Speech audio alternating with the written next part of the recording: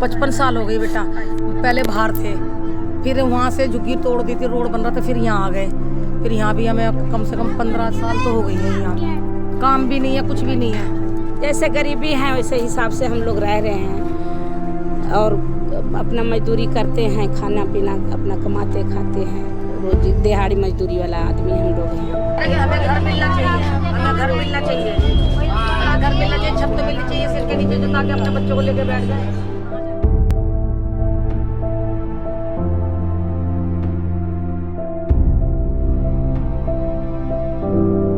सोचता हूं अधिकार का क्या मतलब है।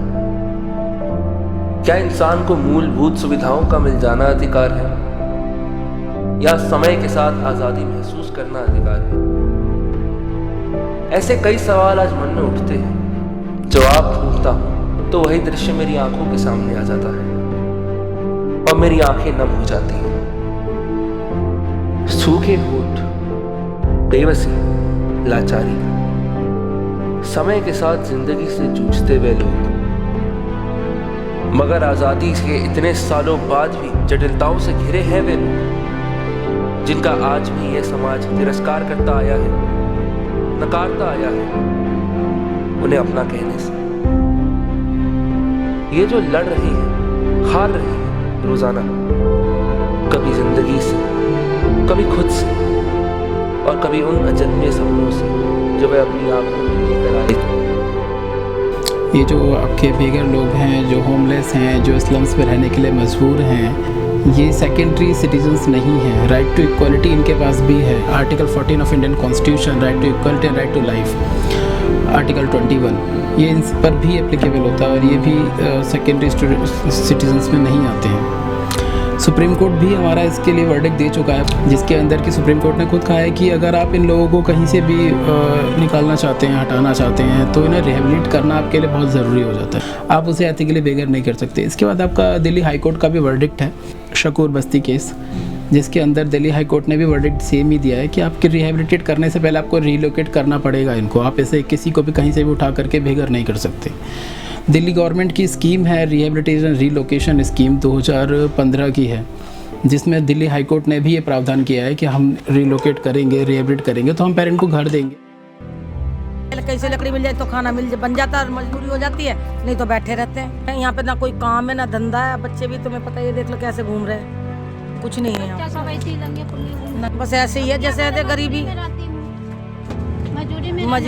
मजूरी हो जाती तो कर ले, बन जाता खाना, नहीं तो बैठे में।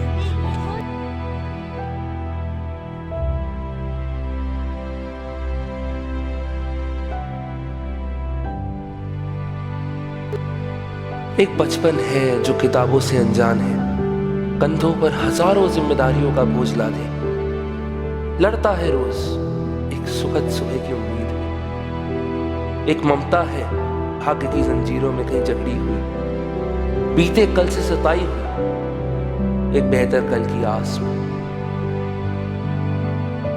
और है हजारों उम्मीदें जो रोज जन्म लेती हैं और मारी जाती, या तो कुचल दी जाती है, कभी समाज के द्वारा, कभी प्रशासन द्वारा। मुफलिसी के बिस्तर में गुनगुनाते हुए ये लोग आखिर कब तक अपने अधिकारों से वंचित रहेंगे? ना टट्टी का, ना पेशाब का, ना चीज का। इसका कभी भी नहीं सफाई होती कि कभी इसके अंदर की सफाई हो। सबसे ज़्यादा कोरोना तो बेटा यही हैगा, और कभी भी नहीं ध्यान देते। अगर ध्यान दें तो फिर इस तरीके का माहौल हो क्यों? यहाँ परेशान हैं हम, यहाँ लग के धक्के खाते हैं, चारों तरफ से धक्के देते हैं, खाना पीना दुश्वार। हम गरीब दुखिया कूड़ा कबाड़ा आते गत्ते बोतल बीन के लाते हैं, वो भी यहाँ गुजर नहीं होता आले बढ़ने में। कहीं जाएंगे तो साफ सफाई में तो रहेंगे, ऐसे नहीं रहेंगे। झुग्गियों में पूरी जिंदगी बीत गई।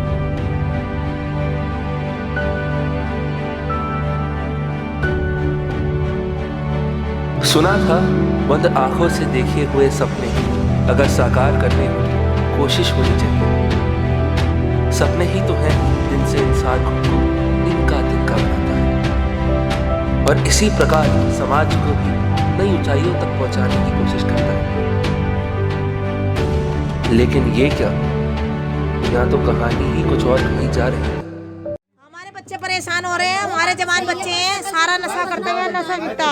पालम थाने वाले हमारी कोई सुनाई नहीं करते, नहीं पैसा जाता है उनको।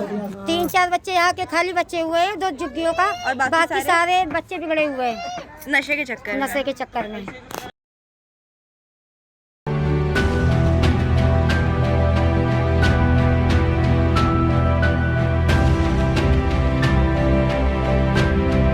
आज मनुष्य द्वारा सुव्यवस्थित समाज न जाने किस राह चल पड़ा। नशा बंदे कम करते हैं, नशा बिकता है। 1 करोड़ का बिजनेस है उनका पर महीने का। अब क्राइम का भी ऑफिस खुला हुआ है, पुलिस का भी, लेकिन क्यों नहीं होता ये पता नहीं। क्या क्या बेचते हैं? हम बोले उस विषय में तो उनके पास पैसा है, बदमाश है, पुलिस है, तो वो खतरा रहता है, उसमें बोला नहीं चलता। उसमें स्मैक, चरस, गांजा सब बेचते हैं। कितने बच्चे अभी वो सब करते हैं? झुग्गियों के बहुत कम लोग हैं। मैंने बताया ना, जैसे कॉलोनी के लड़के कोई भी वारदात करते हैं, तुरंत झुग्गी के लड़के को उठा के मुकदमा लगाते हैं। अभी भी प्रेजेंट में कम से 20 लड़के जेल में हैं इसी वजह से। तो किसी जुर्म के लिए इस्तेमाल कर लेते हैं बच्चों को, नशे में की रिश्ते करते हैं। मैं कुछ अपने एक्सपीरियंस से शेयर करना चाहूँगी ड्रग ट्रैफिकिंग के ऊपर। और ये बहुत इम्पोर्टेंट है पेरेंट्स के लिए कि वो एक ऐसा वातावरण जो है वो तैयार करें अपने बच्चों के लिए जहाँ पे बच्चे बात कर सकें माता पिता से, और माता पिता बच्चों के सवालों के जवाब दे सकें। बच्चे जो हैं वो बहुत सारे उनके क्वेश्चंस अनआंसर्ड रहते हैं, वो बुली होते हैं, वो पीयर प्रेशर में ये सारी चीज़ें जो हैं शुरुआत तो छोटे से करते हैं जस्ट फॉर फन, एक सिगरेट पीना है या कई बार जैसे कोई भी चीज़ की शुरुआत है तो, लेकिन बाद में वो एक हैबिट बन जाती है। जो बच्चे होते हैं छोटे, हम तरस आ जाते हैं, हम ज़रूर कुछ ना कुछ दे देते हैं उनको, जबकि उनकी जेब में जाना नहीं है। जिस हिसाब से आप कन्वे हो जाओ कि हाँ देना है, तो वो उसको और ज़्यादा बढ़ाते हैं कि हाँ इसका हाथ काट दो, इसका पैर काट दो, इसको इवेंट ट्रैक में लेके आओ, देने से भीख मंगवाओ ले करके। तो ये बहुत बड़े रीजंस हैं। तो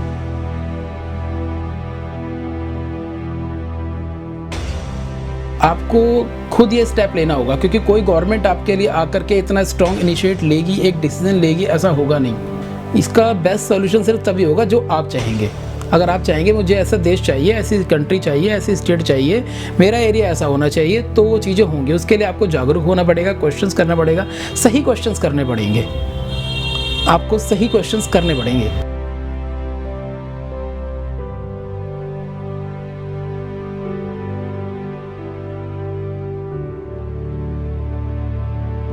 सवाल यही है, आखिर जिम्मेदार कौन?